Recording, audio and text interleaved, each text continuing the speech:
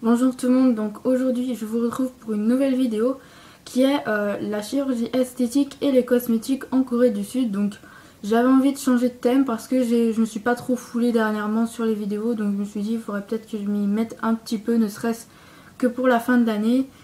Donc voilà, j'ai fait ça en plusieurs parties. Pour une fois j'ai un peu préparé ma vidéo, ce qui est vraiment pas très courant chez moi. Donc voilà, eh bien, écoutez, je pense qu'on va commencer. Donc tout d'abord, en France, la chirurgie c'est quoi? C'est tout d'abord, de ma vision, c'est quelque chose de très exceptionnel. Donc en général, ce sont les femmes qui font ça. Et ce sont à partir en général de 40-50 ans quand elles commencent à avoir des rides. Donc on leur fait des liftings ou même des fois, quand elles sont plus jeunes, des fois elles ont besoin, enfin besoin, pas forcément, mais voilà, pour leur bien-être. De prothèses mammaires par exemple, de se faire refaire le visage, de se faire siliconer les lèvres ou même quand elles sont un peu plus âgées, de faire, comme je l'ai dit, des liftings, voilà. Donc ça reste quand même assez exceptionnel, même s'il y a beaucoup d'ados de mon âge qui souhaitent faire de la chirurgie esthétique. Moi je trouve que franchement la croissance n'est pas terminée, donc il vaut mieux pas se lancer dans quelque chose de définitif quand on sait même pas ce que c'est, ce qu'on ressemble à la fin. Donc voilà, pour moi c'est pas quelque chose d'indispensable à notre âge. Donc voilà, vous voyez qu'en France c'est quand même assez exceptionnel quand on fait de la chirurgie esthétique, pardon. J'ai mal fini ma phrase. Donc maintenant on va parler plus de la Corée du Sud. Donc un sujet plutôt assez sérieux en fait, parce qu'il y a eu, je vous parlerai en fin de vidéo d'un scandale, peut-être vous en avez déjà entendu parler, peut-être pas. Donc on va commencer par qui, encore une fois. Donc c'est en moyenne des femmes, mais il y a quand même beaucoup plus d'hommes qui commencent à se faire opérer. Voilà. Donc, il faut savoir qu'à peu près 20% des femmes âgées de 19 à 49 ans habitant à Séoul ont déjà subi au moins une opération chirurgicale. C'est absolument énorme. Vous vous en rendez pas compte, mais c'est énorme. Et la Corée du Sud est la plus grande consommatrice d'actes chirurgicaux au monde. Donc voilà, c'est vraiment c'est énorme. Donc ensuite, quoi? Alors quoi? Ben, tout d'abord, l'opération la plus réputée, même la plus courante, c'est tout simplement le débridage des yeux. Donc il faut savoir que chez nous, parce que nous, Européens, on pense que les Asiatiques ont des yeux comme ça. Donc ils sont tirés, en fait ils sont pas du tout tirés. Enfin un peu, mais c'est assez spécial les yeux asiatiques. Donc en fait c'est juste la paupière du dessus euh, qui tombe vers la paupière mobile. Donc ça fait cet effet de brider, et ensuite elles ont aussi les yeux bridés mais aussi la paupière qui se remet sur la paupière mobile. Donc j'espère que vous comprenez, mais j'essaie d'être assez claire en vous montrant à peu près sur moi. Donc voilà, le débridage des yeux, l'alignement des dents, le rabotage de la mâchoire, très important, enfin qu'on fait assez souvent même. Il y a aussi tout ce qui est réduction des mollets, etc. Donc bon, après tout est varié quoi.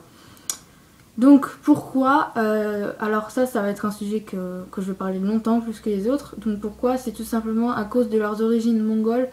Bon, comme je l'ai dit, les yeux bridés, très fins, très petits, une mâchoire assez carrée en fait, et des dents pas très bien alignées. Donc voilà, comme je l'ai dit, c'est pour ça.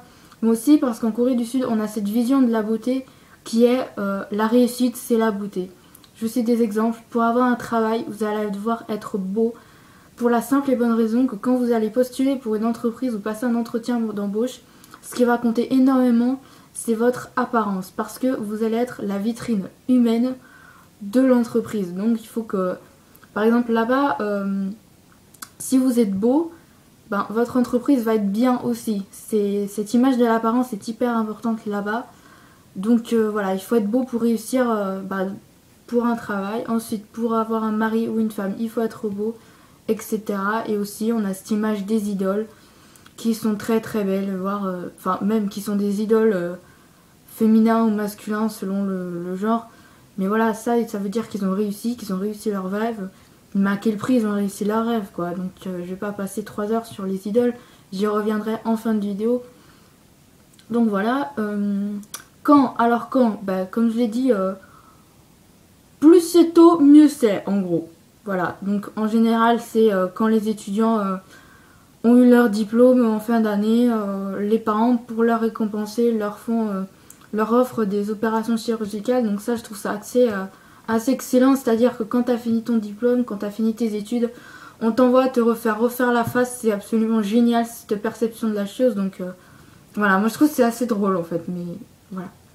Donc c'est, comme je l'ai dit, le plus tôt, c'est le mieux. Donc voilà. Alors on va parler des cabinets médicaux. Donc majoritairement les cabinets médicaux se trouvent dans le quartier de Gangnam. Pour ceux qui ne savent pas, Gangnam c'est un quartier riche, chic, ou avec des grandes entreprises, les sièges, etc. Donc c'est un quartier vraiment très riche, très huppé de Séoul. Donc il y a je sais pas, il doit y avoir des centaines, voire des milliers de cabinets quoi. Donc face à ça, comment on fait pour choisir? Bah là je peux pas vous aider, mis à part que il y a énormément de cabinets qui font des publicités, quel que soit le modèle. Souvent dans les métros, on en trouve sur les panneaux, sur tout ce qui est magazine, etc.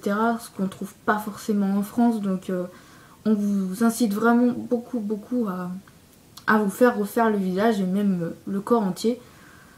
Donc, alors, il faut savoir aussi que une idée reçue, mais qui n'est pas du tout en fait, c'est que les opérations chirurgicales en Corée du Sud, ça ne coûte pas cher, c'est pas vrai. Il faut pas croire cette bêtise. Même s'il y a beaucoup de personnes qui en font, ça coûte quand même très cher et voilà, c'est vraiment... ça coûte quand même un bras de se faire refaire quelque chose sur le visage ou même sur le corps, de faire refaire sa morphologie. Donc en fait là-bas, les cabinets médicaux, bah, c'est comme les supermarchés, hein, c'est comme les toilettes publiques, comme je dirais moi. Mais tu rentres, ça coûte cher, j'allais dire ça coûte pas cher, mais ça coûte cher. Tu rentres, t'es moche, tu ressors, t'es beau, t'es content, voilà. Franchement, même vous pouvez prendre un... Enfin non, vous êtes même pas obligé de prendre un rendez-vous avec un chirurgien. Il peut vous prendre directement. Et s'il n'a rien après votre rendez-vous, les opérations peuvent être faites directement. Donc ça pourrait être fait sur un coup de tête en fait. Donc c'est assez... Enfin moi ça m'étonne un peu, ça me choque un peu ce truc quoi. Et souvent, je vais prendre un exemple vraiment très bête, mais ça vaut le coup de le faire en fait. Vous allez dire quelle métaphore pourrie. Et oui je sais, mais c'est mes métaphores en fait. Donc par exemple quand vous allez au supermarché, vous avez 3 patates pour le prix de 2. Voilà, je parle des patates, mais c'est... Et bien les opérations chirurgicales, c'est exactement la même chose.